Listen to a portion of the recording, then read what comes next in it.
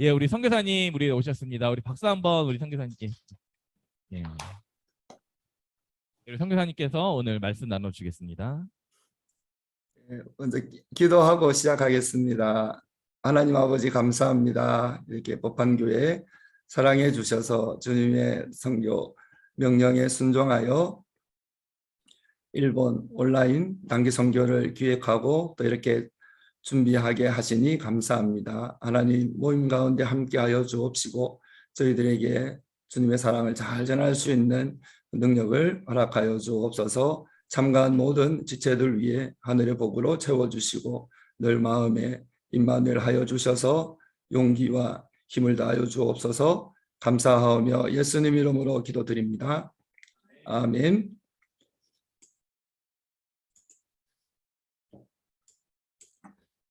먼저 여러분께 감사 말씀을 좀 드리겠습니다. 한 20년 전에 법한교회에서 저희 일본 단기 선교를 위해서 오신 적이 있으세요. 그리고 신관식 목사님께서도 개인적으로 후쿠오카 신생교회 한번 방문한 적이 있습니다. 그리고 이제 세월이 지나서 이제 이 문명을 이용하여서 온라인이라는 방식으로 이렇게 함께 단기 선교를 하게 돼서 너무나 감사를 드립니다. 아직 여러분들이 안 해본 그런 새로운 방식의 선교이기 때문에 저희들도 준비하면서 어떻게 해야 될지 잘 모르긴 합니다. 그러나 성령님께서 인도해 주실 것을 기대하면서 또 기도하면서 이렇게 순종하면서 준비하고 있습니다. 하나님께서 큰 열매로 함께하여 주시고 또 참석하시는 모든 분들에게 하나님께서 영적으로 또 육적으로도 많이 채워주실 줄 믿습니다. 먼저 일본 단기 선교에 대해서 오늘 같이 생각하면서 특별히 일본 문화와 한국 문화의 차이라든지 또 기본적인 선교 언어 이런 것들을 좀 같이 돌아보기 원합니다. 한국 사람과 일본 사람은 비슷하게 그렇게 생겼습니다. 그런데 비슷하게 생겼지만은 전혀 좀 다른 부분들이 있습니다. 특히 문화적으로 그런 부분들이 많이 있는데 특별히 여러분 잘 아시는 것처럼 뭐 운전석이 위치가 다르다든지 도로 위치가 한국하고 다르고 우리는 우측 통행인데 일본은 좌측 통행을 해야 되고 뭐 그렇게 기본적으로 이렇게 다른 게 있습니다. 그리고 신발은 우리 한국 사람들은 이제 교회 유치부실 들어갈 때 신발을 그냥 들어가는 방향으로 벗어놓지만은 대부분 한국은 그렇지만 일본은 이제 반대 방향으로 이렇게 가지런히 놓는 그런 습관이 있습니다. 그래서 또 젓가락 방향도 한국은 전후 앞뒤로 이렇게 하지만 일본은 이렇게 옆으로 이렇게 놓는 그런 문화입니다.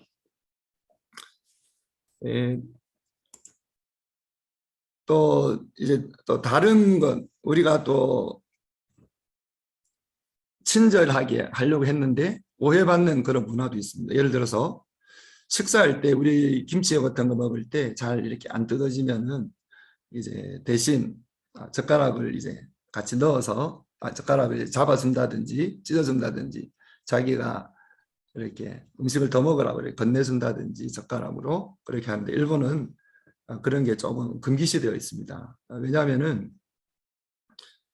한국은 화장 문화가 조금 최근에는 좀 많아졌는데 불을 이제 태워서 그렇게 화장을 하게 되어 있습니다. 돌아가시게 되면은.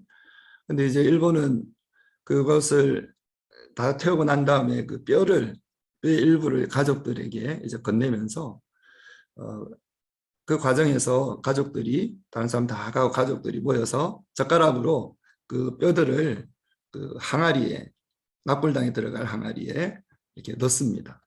가족들이 같이 젓가락을 이렇게 넣는 그런 모습하고 식사 때 젓가락으로 집어서 다른 사람에게 건네준다든지 젓가락끼리 이렇게 부딪힌다든지 그런 행동이 그런 장례식을 연상시키기 때문에 조금 금기시되어 있습니다. 또 이제 언어에 있어서 이제 또 조금 차이가 있는데 예를 들어서 선물을 여러 가지 선물을 하는데 선물을 안 하는 것들도 있습니다. 예를 들어서 머리빗 같은 거 있죠. 일본어로 쿠시라고 합니다. 쿠시. 왜 일본에서는 빗을 선물을 안 하느냐 하면은 쿠가 괴로울 고자고 시가 죽을 사자입니다. 그래서 빗을 준다는 것은 괴로움과 죽음을 준다는 그런 말에 그 뉘앙스가 있기 때문에 그것을 피하고 있습니다. 그리고 뭐 사층을 죽을 사자 한국처럼 이렇게 사자를 좀 피한다든지 그래서 F층이라든지 뭐 그런 식으로 표시를 합니다. 그리고 감정 표현도 이제 한국 사람하고 좀 많이 다르죠. 한국 사람은 조금 직선적으로 이제 싫으면 싫다, 좋으면 좋다 이렇게 하는데 일본 사람들은 좋아도 조금 좋은 것을 막 표현하지 않고 싫어도 싫다고 말하지 않고 이제 그런 문화가 있습니다. 이게 이제 되게 농경 문화의 그런 사람들이 좀 그런 경향이 있다고 그러는데 이제 농경 문화에 대해서는 이제 그 유목 문화가 이제 반대가 되는데 반대 개념이 되는데 유목인들은 이제 그 땅을 지배하는 영주가 마음에 안 들면 떠나면 되는데 농민들은 떠날 수가 없습니다. 그래서 그 영주에 맞게 그 지도자에게 맞게 그 마음을 맞춰서 그렇게 살아야 되기 때문에 그래서 좀 싫어도 싫은 소리 못하고 그렇게 예의가 바르게 또 그 언어들이 굉장히 우리나라도 그렇지만은 그 발달이 되어 있는 경어, 종경어, 경량어 이런 것들이 많이 발달되어 있습니다.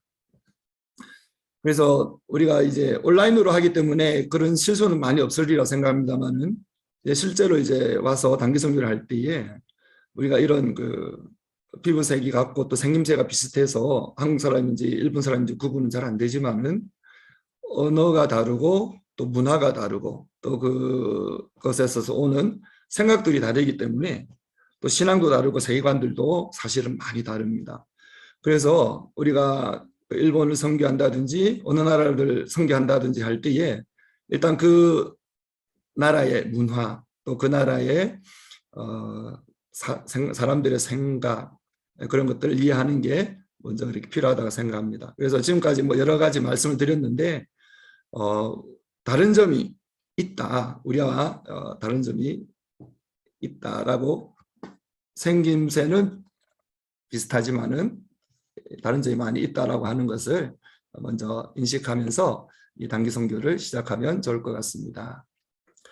이제 단기 선교 용어에 대해서 조금 말씀드리겠습니다. 이제 단기 선교를 하게 되면은 이제 사용하는 그런 전도 용어 또는 선교 용어 이렇게 해서 그렇게 우리가 조금 습득해 두면은 좋은 것들이 있습니다. 그래서 특히 이제 온라인상이기 때문에 우리가 기본적으로 소개하는 그런 말은 조금 기억하시면 좋을 것 같다 그렇게 생각합니다. 제가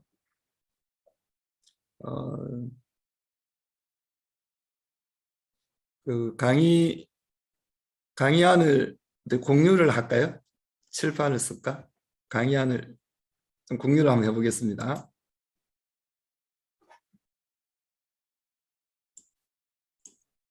먼저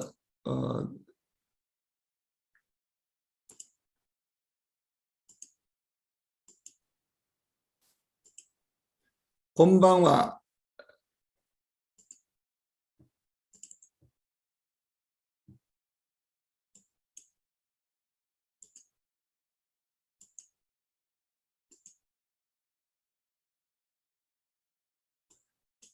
곤방와 저녁 인사죠. 곤방와 저희들이 집회가 되게 저녁에 있습니다. 그래서 인사가 아침, 점심, 저녁 이렇게 다 다르지만은 저희들이 요 마지막 인사 곤방와 이거 하나만 기억하시면 되겠습니다. 다 같이 한번 해보실까요? 곤방와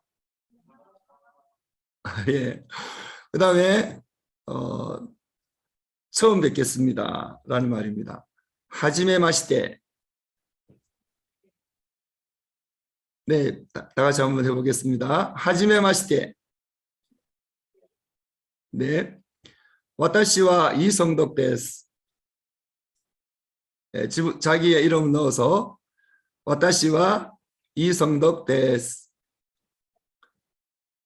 그다음에 오아이 데키테 우레시 데스. 이 뜻은 만나서 반갑습니다 라는 뜻입니다. 오아이 데키테 우레시 데스. 요로시쿠 오네가이시마스.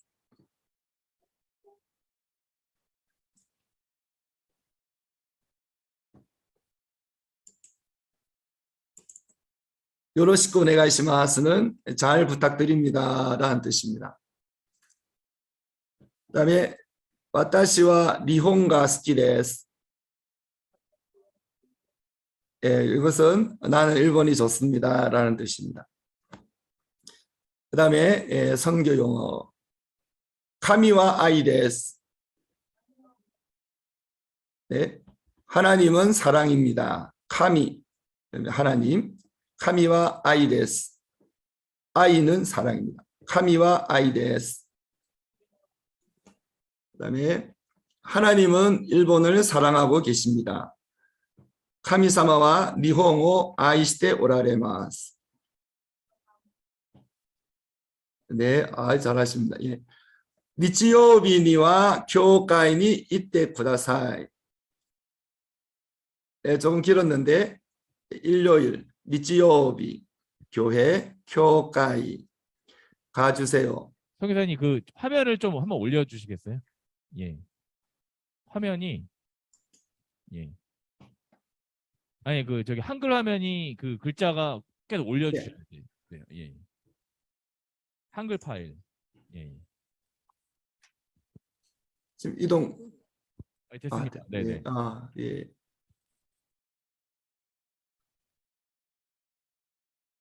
예. 그 다음에 교회에서 만납시다. 교회에 아이마쇼. 네, 아이마쇼 만납시다. 예. 예를 들어서 일본에서 만납시다. 니혼 데 아이마쇼. 예, 그래 됩니다. 도조 오요미 쿠다사이. 도조는 please라는 뜻입니다. 예, 오요미 쿠다사이는 읽어보세요라는 뜻으로 이제 전도지 배포할 때 이제 전도지를 주면서 도조 오요미 쿠다사이. 예. 예, 아주 잘하셨습니다. 예, 단기 선교를 이제 현지에 오면 제일 많이 쓰는 말 중에 하나입니다. 네, 이렇게 강의하는 제가 일단 목사님께 보내드렸거든요. 필요하시면은 보시고 공부하시면 되겠습니다. 그래서 이 말은 대개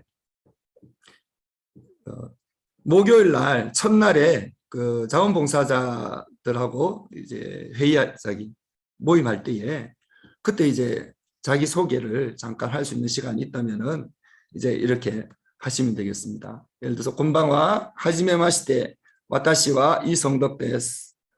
오아이 데키 때 우레시 데스. 요로시쿠 오네가이시마스. 이렇게 하시고, 예. 그다음에 마지막에 이제 선교 용어 한마디, 이 카미와 아이 데스. 또 다른 멤버가 이제 소개하고 카미사마와 니옹오 아이스도라레마스. 또 다른 멤버가 자기 소개하고 미치오비니와 교회니 이때 쿠다사이네. 또 다른 분이 자기 소개하고 교회에 아이마쇼. 이런 식으로 소개하면은 자기 소개도 되고 간단하게 전도 용어가 전달되는 그런 일이 있을 것 같습니다. 예. 그다음에 선교 용어는 이 정도 하고요.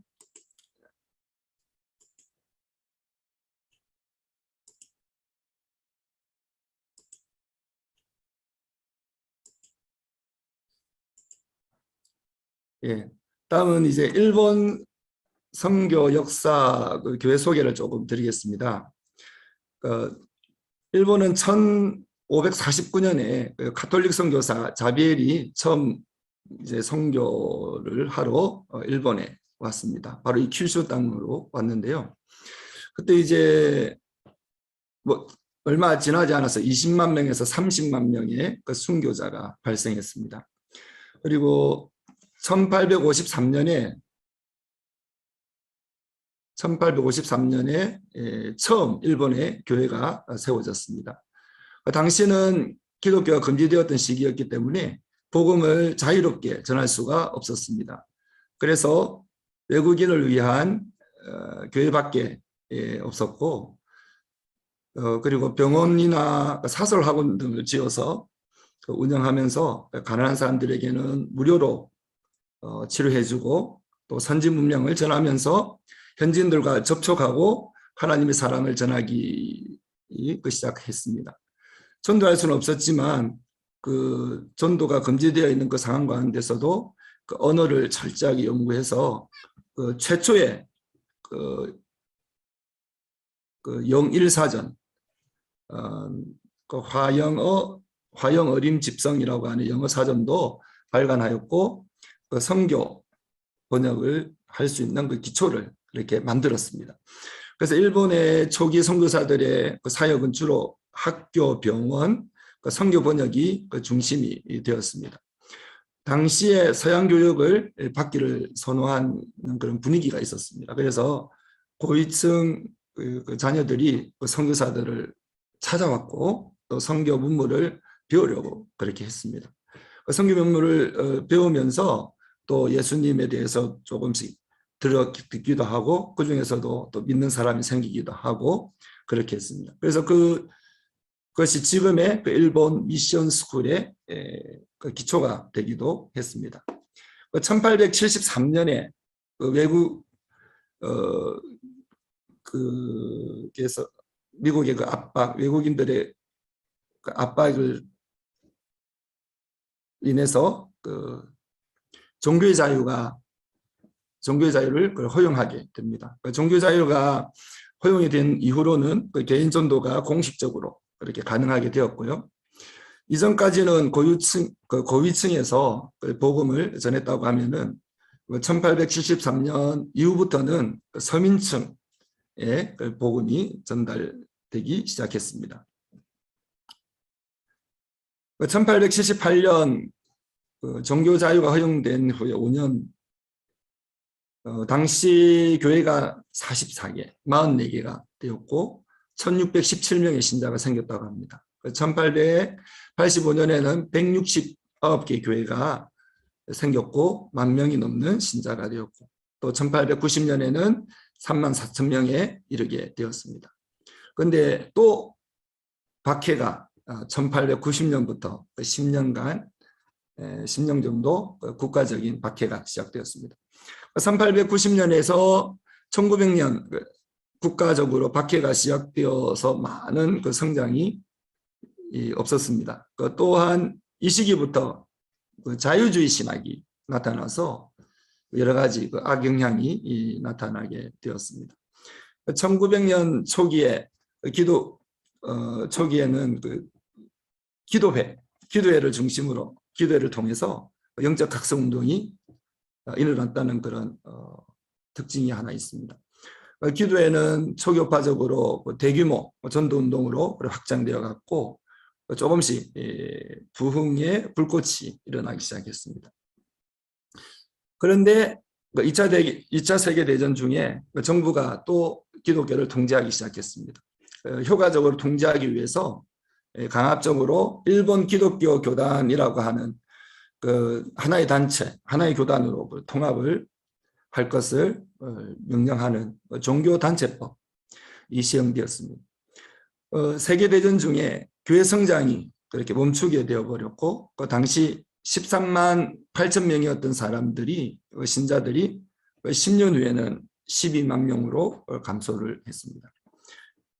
그 다음에 시간이 지나서 1945년 11월 4일 단체법이 폐지가 되었습니다. 이것이 이제 폐지가 되면서 종교의 자유가 허락되었습니다. 외국인 선교사들이 다시 들어오기 시작했고 기존 교단으로 복귀한 하에서 또 새로운 교단이 또 많이 생기기도 그렇게 했습니다. 그 당시 1945년 일본이 패전한 다음에 메가더 장군이 일본을 5년간 통치를 하게 되거든요. 그때에 기독교 전도를 강력히 지원을 했고요. 또 미국의 교회에 일본의 선교사를 보내주세요라고 파송을 많이 요청을 했습니다.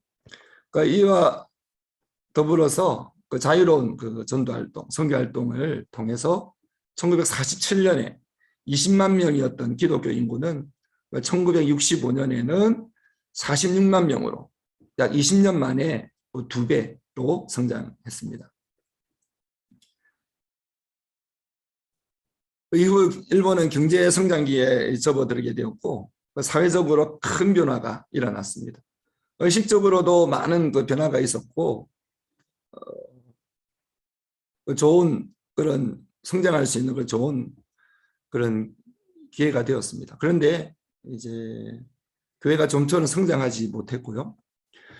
그 중에 이유들은 여러 가지가 있지만 자유주의 신앙, 자유주의 사상이 교회에도 들어왔고 또 무교회 운동도 일어났습니다. 당시 교회들은 열심히 존대했지만은 양육할 수 있는 그런 힘이 이 교회에 없었습니다. 그러나 1970년대에는 오순절 계통의 교회들이 급성장을 하게 되었습니다. 1991년 기독교 기록에 따르면은 일본엔 119개 교단이 있었다고 합니다. 교회 수가 대개 7,200개, 7,266개였다고 합니다. 2010년의 통계는 10년 전 통계죠. 현재 일본 교회 상황이 인구 1억 2,700만 명. 요거 화면 공유하겠습니다.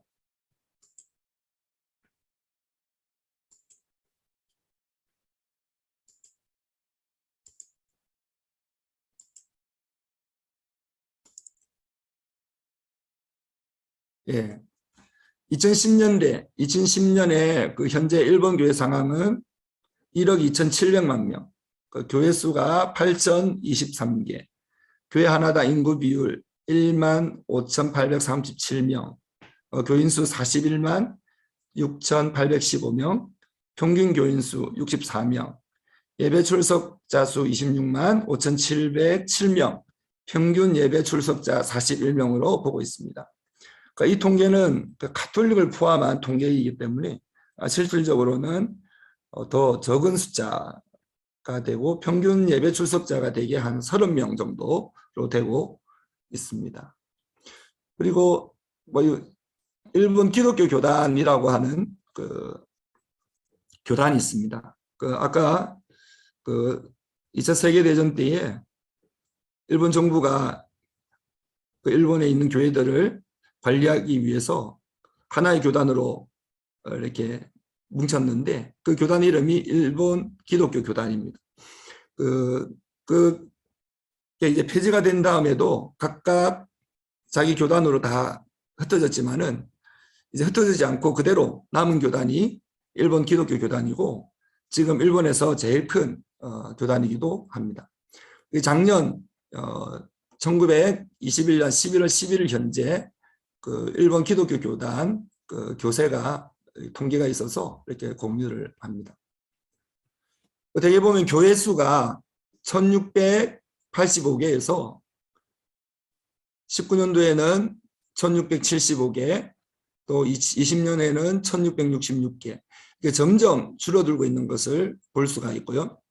신도 총수도 2018년에는 16만 5,312명에서 19년 16만 6,753명, 20년에 16만 1,103명으로 점점 줄어들고 있습니다.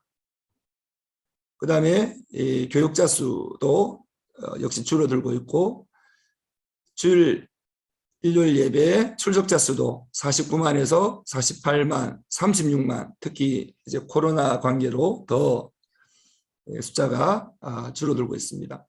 CS 출석수, CS라고 하는 것은 처치 스쿨, 교회 학교 숫자인데 11만, 11,000명에서 코로나 이후에 8,000명 수준으로 그렇게 줄어들었습니다.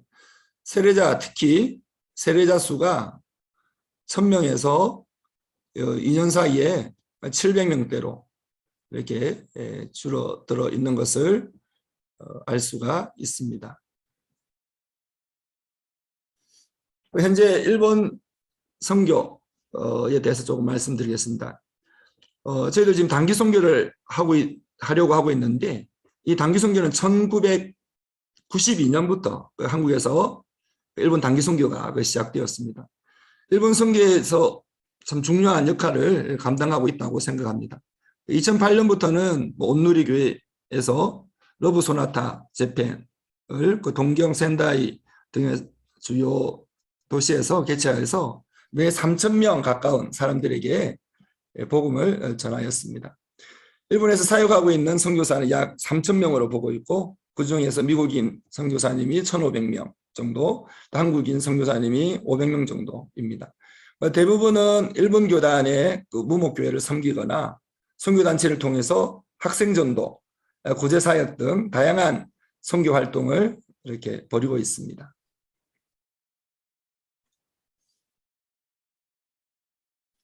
일본 선교의 필요성에 대해서 조금 나누길 원합니다.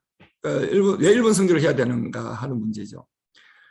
그 지상명령 성취를 위해서 먼저 우리가 일본 선교를 해야 됩니다. 왜냐하면은 일본 선교는 주님께서 저희들에게 주신 능력이기 때문입니다. 너희는 예루살렘과 온 유대와 사마리아와 땅끝까지 이르러 내 증인이 되라 라고 말씀을 하셨습니다. 그래서 예루살렘과 온 유대가 뭐 서울, 제주도 또는 뭐 한국 이러 간다면은 한국의 사마리아는 그 제주의 법한교회의 여러분의 그 우리 법한교회 단기선교팀의 그 사마리아라고 하면은 일본이라고 할 수 있을 것입니다. 왜냐하면은 유대인에게 있어서 사마리아에는 적과 같은 사랑할 수 없는 미운 그런 대상이었기 때문입니다. 그러나 예수님께서는 그 사마리아의 복음을 증언하라고 그렇게 말씀하십니다. 그래서 사마리아인 일본을 우리가 사마리아인 일본에 복음을 전하는 것, 이것은 우리의 사명인 줄로 믿습니다. 그리고 두 번째, 왜 일본 선교를 해야 되냐면은 하나님은 원수를 사랑하라 하셨기 때문입니다. 마태복음 5장 43절 44절에 내 이웃을 사랑하고 내 원수를 미워하라 하였다는 것을 너희가 들었으나 나는 너희에게 이르노니 너희 원수를 사랑하며 너희를 박해하는 자를 위하여 기도하라 라고 했습니다. 우리가 주기도문을 합니다. 우리가 우리에게 죄 지은 자를 사하여 준 것 같이 우리의 죄를 사하여 주옵시고 라고 기도를 하는데, 만약 우리가 일본을 용서하지 못한다면은, 일본을 사랑하지 못한다면은 우리가 이 주기도문을 할 수가 없을 뿐더러 예수님의 사랑 명령을 실행하지 않는 그런 이유가 됩니다. 그래서 우리는 일본을 선교를 해야 됩니다. 또 세 번째, 왜 일본 선교를 해야 되느냐 하는 것은 일본이 가지고 있는 그 세계 선교에 대한 잠재력 때문입니다. 그 무슨 말씀인가 하면은 일본은 앞으로 세계 선교를 해야 되는 그런 나라입니다. 왜냐하면은 지금 일본에서 미국 선교사와 한국 선교사가 대부분 뭐 거의 3분의 2, 선교사의 3분의 2 정도 되었는데 전 세계적으로도 선교사 수가 비슷합니다. 그래서 무슬림 국가나 공산국가의 한국 사람이나 미국 사람들은 대개 이 사람은 선교사다라고 하는 것을 되게 아는 경우가 많이 있습니다. 그런데 일본 사람들이 들어갔을 때에 이 사람이 선교사다라고 그래 하는 경우는 예상할 수 있는 경우는 거의 없습니다. 그리고 두 번째는 일본 비자로서 들어갈 수 없는 나라가 거의 없습니다. 일본 비자로 거의 모든 나라에 들어갈 수 있고 또 일본의 경제력으로 또 많은 가난한 나라, 복음이 필요한 나라에서 그 적은 비용으로 선교 비용으로도 선교를 할 수 있는 그런 세계 선교에 대한 그런 기대가 있습니다. 그래서 우리가 일본을 선교를 해서 일본이 또 세계 선교를 할 수 있도록 하는 것이 단기 선교의 필요라고 할 수 있습니다. 그리고 단기 선교에 대한 기대가 있습니다. 단기 선교는 대개 일주일간 사역하면은 한 명 선교사가 6개월간 사역하는 사역과 같다라고 그렇게 할 정도로 그 단기 선교의 사역은 파워풀합니다. 일본 단기 선교를 통해서 또 참석한 사람들, 일본 단기 선교는 일본 단기 선교를 받아들이는 교회가 은혜를 받는 것이 아니라 오히려 단기 선교를 참석하는 교회, 단기 선교를 참가하는 교회, 즉 법한교회가 이것을 통해서 더 영적인 그 유익을 얻는 경우가 얻는다라고 하는 것입니다. 그래서 일본 선교를 통해서 우리가 일본을 선교하지만은 이 선교라고 하는 것은 하나님께서 가장 기뻐하시는 일입니다. 그래서 하나님께서 가장 기뻐하시는 일을 하기 때문에 하나님께서 가장 좋은 것을 우리에게 주실 준비가 되어 있습니다. 그래서 단기 선교를 마치면은 생각도 못했던 그 복들이 주어지는 경우가 있고 또 지금까지 해결이 안 되었던 그 문제나 인간관계나 여러 가지 그런 문제들이 단기 선교를 통해서 해결이 되어지고 기도가 응답받는 그런 역사들이 있는 것을 우리 이 단기 선교 역사를 통해서 우리가 많이 경험하고 있습니다. 또 단기 선교에 대한 기대는 이 단기 선교사 가운데 이 단기 선교를 참석한 선교사들 가운데 이 장기 선교사로 이렇게 헌신하게 되는 경우가 많이 있다는 것입니다. 이번 단기 선교를 통해서 우리 법한교회 그 참석자 모두가 용서의 사랑을 실천하고 또 하나님의 사랑을 체험하는 그런 귀한 시간이 되었으면 좋겠습니다.